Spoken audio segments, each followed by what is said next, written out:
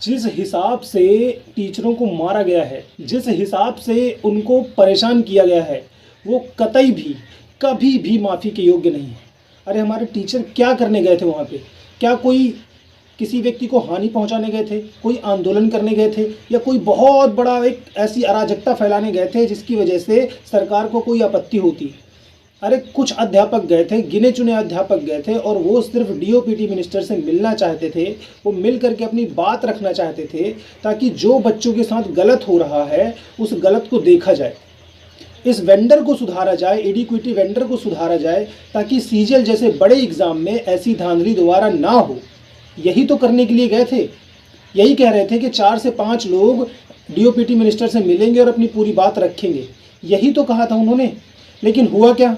लाठियों से मारा गया, डंडों से मारा गया, बस में भर भर करके दिल्ली से बाहर फेंकवाया गया। और जब वो रिटर्न होकर के जंतर मंतर पर आते हैं तो जंतर मंतर पर फिर से लाठी चार्ज कराई गई। सबसे बुरा अगर किसी अध्यापक के साथ हुआ है तो वो है आदित्य रंजन सर और विक्रमजीत सर।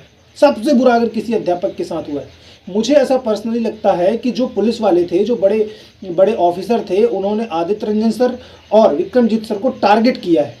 वो देखते थे कि वहाँ पे खड़े हैं तो वहीं पे जाते थे और उन्हीं को बार बार बस में भरा है। सबसे पहले जब ये डीओपीटी मिनिस्टर के ऑफिस के बाहर थे तब उनको बस में भरा और बस में भर कर न जाने कहाँ लेके चले गए।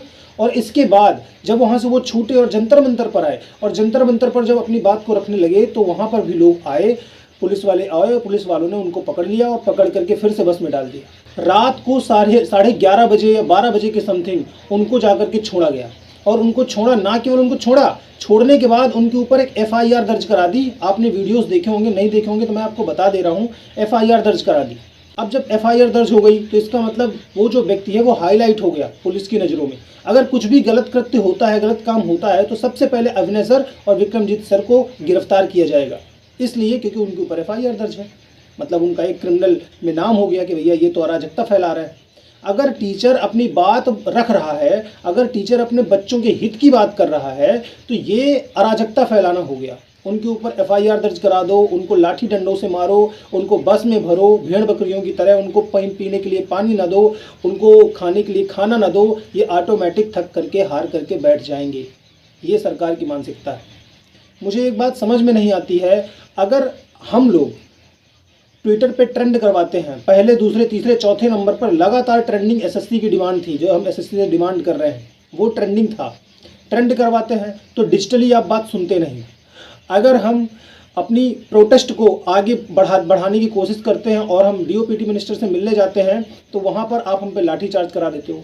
तो अगर हम अपने चुने हुए मंत्री से अपना सवाल नहीं पूछ सकते हैं तो काहे का ये भारत, और किस वजह का, किस तरह का ये भारत, मुझे समझ नहीं आ रहा है। हम आज 21st सेंचुरी में जी रहे हैं और हमें अपने डिमांड को रखने के लिए लाठी खानी पड़ रही है। एक मेरा दोस्त था तो वो मुझे कल बोल रहा था कि भैया ये जो हो रहा है ये सब मतलब न्यूज़ में आने के लिए, अपने चेहरे को चमकाने के लिए हो रहा है। अब जब उसने देखा, एक्चुअली मैं सच बता रहा हूँ, ये लिटरली मैं बिल्कुल सच बता रहा हूँ, जब उसने देखा कि किस तरह से टीचरों को मारा जा रहा है और मार खाने के बाद भी वो अध्यापक पीछे हटने को तैयार नहीं है, उनकी सिर्फ एक ही डिमांड है कि इस एडिक्विटी को हटा करके टीसीएस को ले आइए तो सारी चीज़ें पहले के हिसाब से बेहतर हो जाएंगी। सिर्फ उनकी यही डिमांड है अगर एक हिसाब से देखा जाए तो। जब उसने लिटरली देखा, जब वीडियोस को देखा और समझा कि यार ये तो अध्यापकों के साथ बहुत गलत हो रहा है। देखो, अध्यापकों को चेहरा चमकाने की कोई ज़रूरत नहीं, उनका चेहरा ऑटोमेटिक इतना चमका हुआ है कि वो करोड़ों कमा रहे हैं अपने एसी वाले कमरे में बैठ करके। उनको कोई ज़रूरत नहीं है लाठी डंडे खाने की। लेकिन जब वो देखते हैं कि जिस बच्चे से वो कनेक्टेड फील कर रहे हैं, वो बच्चा रो रहा है, वो बच्चा परेशान है, उसके अंदर एक ग्लानि की भावना उत्पन्न हो रही है कि चलो मैं अच्छी तैयारी करता हूँ, अच्छी पढ़ाई करता हूँ, लेकिन आने वाले समय में अगर मैं पेपर देने जाता हूँ, मेरा माउस ही काम नहीं कर रहा, मेरा मॉनिटर ही काम नहीं कर रहा, तो मैं कैसे पेपर दूंगा। मैं अपनी बात करता हूं तो आपने मेरे मॉक देखे होंगे, मेरे 140 से लेके 150 तक स्कोर जाता है, जो कि बहुत अच्छा स्कोर है, अभी भी बहुत अच्छा स्कोर माना जाता है। तो क्या मैं ये अपने आप को बोल सकता हूं कि भैया मेरा जो सीजीएल का एग्ज़ाम ये आने वाला है ये अच्छा जाएगा? मान लो मेरी बहुत अच्छी तैयारी है लेकिन मेरा माउस ही काम न करे, मेरे 5 मिनट ऐसे ही बर्बाद हो जाए, मेरे 10 मिनट बर्बाद हो जाए, फिर मैं किससे गुहार लगाऊंगा, किससे अपनी बात को रखूँगा, मैं उस टाइम पर क्या करूँगा बताओ। ये सोचने वाली बात है और इसी मुद्दे को लेकर के हमारे टीचर हमारे साथ खड़े हैं और मैं सैल्यूट करता हूँ ऐसे लोगों को, सैल्यूट करता हूँ, सैल्यूट करता हूँ। मैंने नीतू मैम से आज तक नहीं पढ़ा है, आज तक मैंने नीतू मैम का एक भी वीडियो नहीं देखा है। मैंने सिर्फ उनका नाम सुना था, मैं उनको बाई फेस पहचानता था, लेकिन मैंने उनसे पढ़ाई नहीं की थी। मैंने अदर टीचर से पढ़ाई की थी, लेकिन जब मैंने देखा कि नीतू मैम जैसी एक लेडी सबसे फ्रंट रो पर आकर के खड़ी हैं और बच्चों के हक के बारे में मांग रही हैं, उनका हक मांग रही हैं, तो मैं सच बता रहा हूँ, मेरे दिल में ये भाव उत्पन्न हुआ कि बताओ, एक ऐसी महिला जो मतलब जिससे मैंने पढ़ाई नहीं की है, जिससे मैं उतना कनेक्ट फील नहीं कर रहा हूँ, और वो जो है ना बच्चों के लिए सबसे आगे खड़ी हैं और बच्चों के हक की बातें कर रही हैं। मैं सच में मैं रो दिया ये सोच करके, यार मतलब हमारे अध्यापक कितने अच्छे हैं, हमारे अध्यापक जितने भी हैं वो कितने मतलब मैच्योर हैं और कितना कनेक्टेड फील करते हैं अपने बच्चों से, हम लोगों से, कि वो लाठी डंडे खाने के लिए तैयार हैं और पीछे हटने के लिए तैयार नहीं हैं।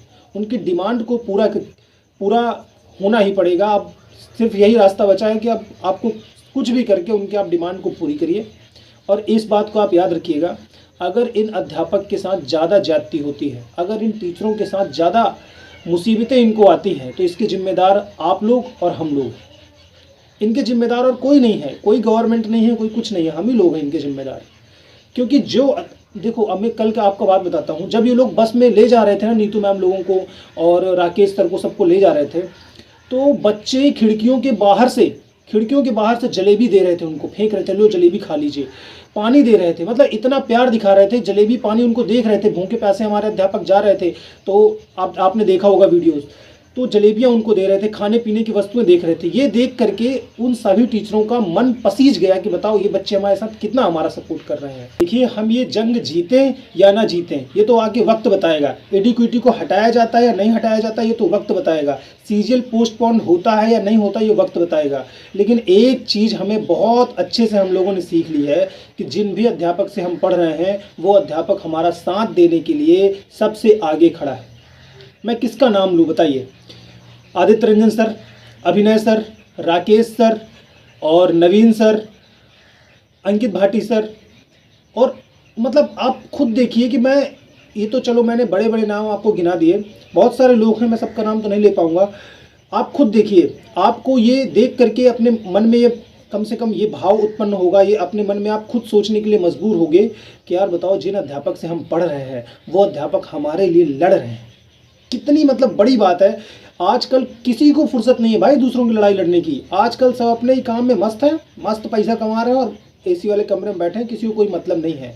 लेकिन अगर वो हमारे हक की बात उठा रहे हैं, ग्राउंड लेवल पर जा करके लाठियां खा रहे हैं, डंडे खा रहे हैं, तो ये हमारे लिए सौभाग्य की बात है कि हम ऐसे अध्यापकों से पढ़ रहे हैं।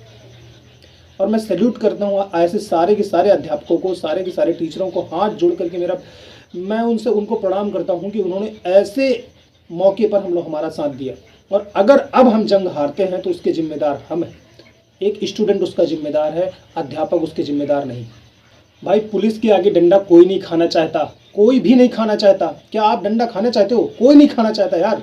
लेकिन इसके बाद भी अगर वो सब एकत्रित होकर के हमारे हक की बात कर रहे हैं तो आप खुद देखिए, आपके मन में ये भाव नहीं आएगा कि यार ये अध्यापक हैं, हमें इनका साथ देना चाहिए? बिल्कुल आएगा। और बहुत सारे स्टूडेंट वहाँ पर पहुँचे, भीड़ लगी, जमावड़ा लगा, लेकिन इतने से काम नहीं बनेगा। जितनी यूनिटी हम लोग ट्विटर पे दिखाते हैं, 3 से 4 लाख 5 लाख ट्वीट होते हैं और ट्रेंडिंग नंबर 1 2 3 4 पर एसएससी और हमारी डिमांडें रहती हैं, अगर उतनी यूनिट हमने ग्राउंड लेवल पे दिखा दिया ना, तो एसएससी बहुत छोटी संस्थान है जिसको झुकना पड़ेगा। बहुत छोटी संस्थान है, सिर्फ यूनिटी का खेल है, सिर्फ यूनिटी का। जो एक्चुअल में दंगा कर रहे हैं, जो लोग एक्चुअल में दंगा करते हैं, सड़कों पर अराजकता फैलाते हैं, उनके साथ कोई कार्रवाई नहीं होती, कोई कार्रवाई नहीं होती। और जो भविष्य का निर्माण कर रहे हैं, जो व्यक्ति आगे चल के फ्यूचर को बिल्ड कर रहे हैं, उनको ऊपर डंडे लाठियाँ बरसाई जाती हैं, उनको परेशान किया जाता है। और ना केवल परेशान किया जाता है, उनको बस में बिठाल करके एक आतंकवादी जैसा ट्रीटमेंट किया जाता है। आपको ये रिस्पेक्ट, आपको ये मर्यादा रखनी चाहिए कि आप जिस भी इंसान को मार रहे हो, जिस टीचर को आप मार रहे हो, जिस टीचर के साथ अभद्र व्यवहार कर रहे हो, वो टीचर कौन है? भविष्य का निर्माण करने वाला भविष्यवक्ता है वो। अब देखिए, अभिनय सर के बारे में थोड़ा सा बात करता हूँ, जिन्होंने इसको लीड किया। देखिए, अभिनय सर के बारे में सीधी सी बात है, वो एक पुलिस वाले थे। उन्होंने कहा कि तुमने कभी वर्दी पहनी है? तो वो कह रहे कि मैंने पहनी थी 2017 में और उतार दी है। फिर कहने लगे कि तुम मर्द होते तो पहनते। अच्छा, वाह क्या बात है। मतलब तुम्हारे घर में तुम्हारे बच्चे होंगे, उन्होंने तो वर्दी नहीं पहनी होगी, तो वो मर्द नहीं है क्या? है मतलब जिन लोगों ने वर्दी पहनी है वही मर्द है, बाकी जिन लोगों ने वर्दी नहीं पहनी है वो मर्द नहीं है। अरे आपको पुलिस अधिकारी बनाया गया, आपने परीक्षा पास की, आपने मेहनत किया और परीक्षा पास की है, आपको भी तो किसी अध्यापक ने पढ़ाया होगा। तो जिस अध्यापक ने आपको पढ़ाया है क्या वो मर्द नहीं था? कैसी बातें कर रहे हो सर, आप एजुकेटेड होकर के ऐसी बातें कर रहे हो। देखिए मैं सीधी सिंपल सी बात आपको बताता हूँ, आपको ये बात ध्यान रखना पड़ेगा कि जो अभी अध्यापक महसूस कर रहे हैं, जो अभी हमारे टीचर फील कर रहे हैं, अगर इस वक्त हम लोगों ने उनका साथ नहीं दिया तो ये हमारी हार है। टीचर तो फिर से बैठ करके अपना पढ़ाने लगेंगे और ये सोच करके पढ़ाएंगे कि भैया इन लोगों के लिए क्या लड़ना जो लोग हमारे साथ खड़े नहीं, ग्राउंड लेवल पर जा करके। तो आपको इस बात को ध्यान देना होगा, आपको इस बात को समझना होगा कि अगर सिस्टम को अभी नहीं सुधारा गया तो ये सिस्टम अपनी मनमानियाँ करता ही रहेगा। अभी आज हमको एक चप्पल मारेगा, कल 2 मारेगा, कल फिर परसों 3 मारेगा, फिर हम कहने लगेंगे कि सर अब चप्पल मत मारिए, अब डंडे मारिए, अब लाठियाँ मारिए, क्योंकि हमारे पास कोई ऑप्शन है नहीं। अगर हम आज साथ में नहीं खड़े होंगे तो फिर हो गया कल्याण और हो गया सारी चीज़ें। तो मैं सिर्फ आपको यही समझाना चाह रहा हूँ कि ये जो टीचर हैं इनका सम्मान करिए, जहाँ पर भी ये आपको मिल जाएं इनके रिस्पेक्ट करिए, इनका आदर करिए, अपने अपने लेवल पर इस प्रोटेस्ट को थोड़ा बड़ा बनाइए ताकि पता चल सके कि स्टूडेंट की यूनिटी क्या होती है, स्टूडेंट की एकता क्या होती है। और हम केवल स्टूडेंट नहीं हैं, हम वोट बैंक भी हैं। ये मैं सरकार को कहना चाहूँगा, ये मैं मंत्रियों को कहना चाहूँगा कि we are not only a student, we are vote bank also. ठीक है, तो इस बात को भी आपको विशेष ध्यान देना पड़ेगा। धन्यवाद।